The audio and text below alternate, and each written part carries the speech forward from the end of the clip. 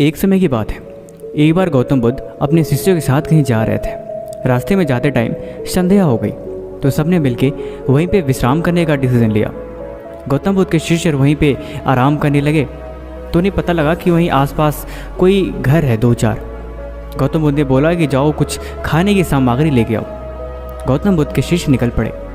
थोड़े दूर जाने के बाद उन्हें घर दिखाई दिया। उन्होंने भिक्षा तो मांगा लेकिन उन्हें पता लगा कि असल में वो घर किसी वैश्या का है। वो कुछ बिना लिए ही वहाँ से वापस आ गए। लेकिन वैश्या जब तक दरवाज़ा खोल के बाहर आई तो उसने गौतम बुद्ध उनके शिष्य को देख लिया था। असल में वो वैश्या गौतम बुद्ध की बहुत बड़ी भक्त थी और वो मन ही मन उनके अनुसरण करती थी और उनके बताए गए मार्गों पर चलती थी। लेकिन उसका पेशा ही वैसा था, इस वजह से समाज से कभी एक्सेप्ट नहीं करता था और ना ही कभी इज्जत दिया करता था। वो वैश्या अपने घर से बाहर निकल गई और गौतम बुद्ध के कुछ दूर आके बोली, महात्मा क्या मैं आपसे कुछ आग्रह कर सकती हूँ? गौतम बुद्ध बोले, हाँ ज़रूर बताओ। वैश्या ने बोला कि क्या आप मेरे घर के अंदर एक रात विश्राम करना चाहेंगे? ये सुन के सारे शिष्य हैरान रह गए कि ये क्या बात कर रही है। उन्होंने गौतम बुद्ध से आग्रह किया कि प्रभु आप प्लीज़ इसे नज़रअंदाज करें।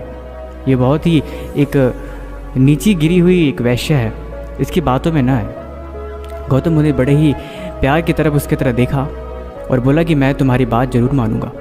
इतना कहते ही गौतम बुद्ध अपने ध्यान में लीन हो गए। वैश्या खुशी खुशी अपने घर के अंदर चली गई। रात का विश्राम के टाइम गौतम बुद्ध की कुटिया की तरफ जा रहे थे तो सारे शिष्यों ने उन्हें बहुत मना किया। उन्हें बोला, प्रभु आप ये क्या कर रहे हैं? ये बहुत अनर्थ हो रहा है। समाज आपको कभी माफ़ नहीं करेगा और न समाज आपको अच्छा बोलेगा। आपकी शायद बुद्धि खराब हो गई है प्रभु।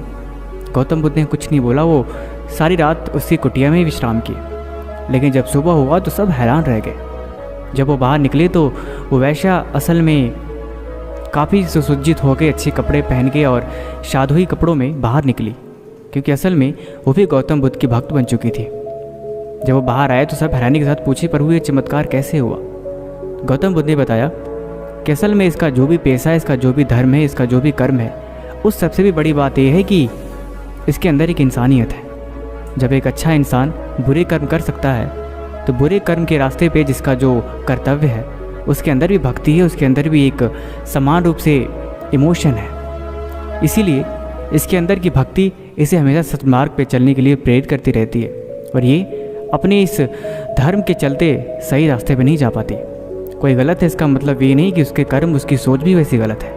कभी कभी इंसान के धर्म कुछ ऐसे बन जाते हैं कि इंसान वैसे हरकतें करता है, जैसे एक मछली मारने वाला या फिर एक बढ़ई जिसका काम ही है हत्याएं करना या फिर जिसका काम ही है मीट मछलियों की सप्लाई करना। भला उसमें भी भक्ति का एक भाव है, लेकिन इसका मतलब ये तो नहीं कि हम उससे गलत ठहरा लें। इतना सुनते ही गौतम बुद्ध के सारे शिष्य शर्मसार हो गए। उन्होंने उनसे माफ़ी मांगी और वो अपने अपने रास्ते पर चले गए।